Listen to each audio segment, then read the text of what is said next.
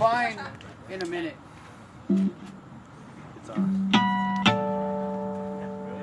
Maybe all of No, this shouldn't microphone. bother me like it does. Mic's off. Mike's off. Yeah, and microphones too. Maybe all of this shouldn't bother me like it does, but it does. Neuroscience has shown us that neither colors nor sounds exist outside of our brains. Furthermore, I've come to understand that all matter is merely energy condensed to a slow vibration, that we are made up of stardust and literally contain the universe, that our bodies are miraculous machines of phenomenal complexity, made up of multiple trillions of molecules, each vibrating with its own intelligence. And don't you ever wonder if that light at the end of the tunnel as we're dying thing is nothing more than us being pushed through another birth canal? I'll be fine in a minute.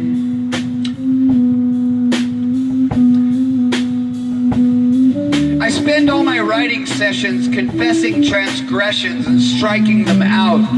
I try to take seriously acts of language, try to write myself right, not because I want to say something, but because I have something to say. I don't make friends with my writing. It's slightly out of my control, and you, the reader, play no part here. This is a private matter. There are poems in me that paper can't handle. Polished gems of observation, shining and diamond hard, but I kill them in their cribs, slash precise lies into my notebooks, foregoing all truth and beauty, and give voice to monsters. I'll be fine in a minute.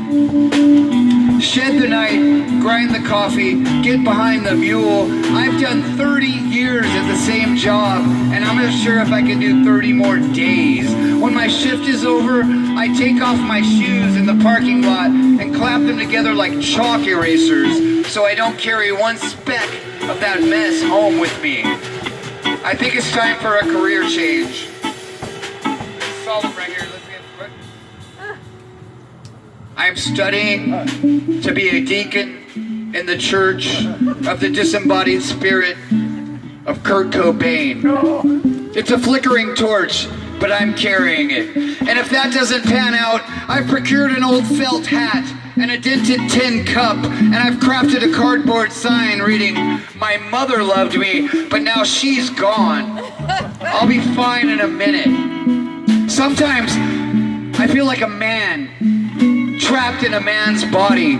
Beneath this well-rendered surface beats a heart brilliant with confusion. I have ironclad scruples and a willingness to violate them. My heart engages in acts that my head stands against.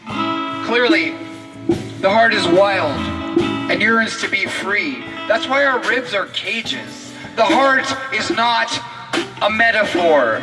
No, wait. The heart is a metaphor. My heart is a brightly fletched arrow, trembling in its rest as the tension of the bowstring grows too great to bear. No, my heart is a smoky gray village with a cackling raven chained to a post in the main square. No, yes, my heart is a cackling raven. I'll be fine in a minute. Oh, the cold weight of the crown. I don't know if it's Tuesday or Shreveport. Everyone answers my text with WTF. What the fuck does WTF mean? I've been taking the wrong dreams to bed with me at night. The fan in my room sounds like someone crying, so I turn up the radio, and the next 3 songs make me cry. I search all 1,200 square feet of the house for my wife and find her at the kitchen table, crying, counting the beads on her abacus of disappointment. She tells me we've forsworn our dreams. Sometimes I don't know I'm crying until I notice my terrier bitch dancing at my heels. What am I crying about? I have a library and a garden. I'll be fine in a minute. I'm trying to be where I am, to be stubbornly interested in the present moment, not to reconstruct what's just happened. I've tried sitting with mindfulness, quietly still and knowing my breath, but I can't seem to hold on to my here-nowness. I've made some strides lately.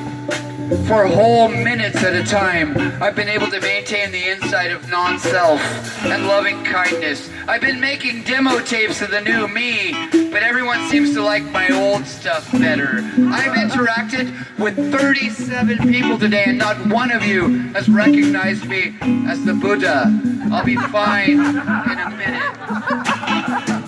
I was half a country away when my papa died, unable to get home.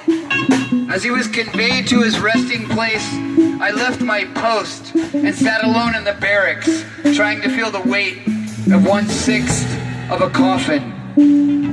I shared a Dr. Pepper with my granny on her 84th birthday, perched on the edge of her hospital bed. And when she died early that evening, I was outside smoking. The night before we buried my dad, I flicked lint from his collar as he lay in his casket and told him some things I should have told him sooner.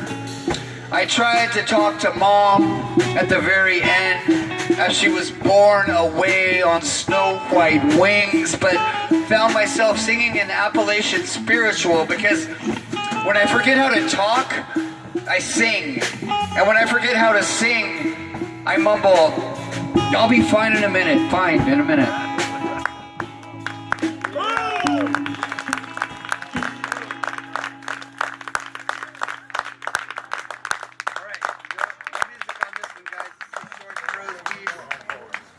We're just going to let you guys rest your knuckles for just a minute and do this short prose piece. That was awesome, man.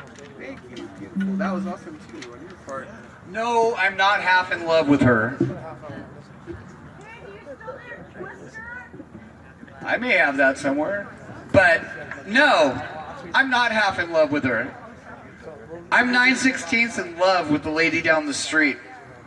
She's as pretty as Doc Watson picking the Deep River blues. She likes to smoke my boutique marijuana, tell inane stories, and be decades younger than me. Friday night, I went to her house to smoke a bowl. After about 20 minutes, I told her I had to go. "You're bored," she said. And I said, no, I'm not bored. It's just that my wife's home and knows that I'm over here and it would be rude of me to stay too long. "No, your skateboard," she said. "You left it by the couch."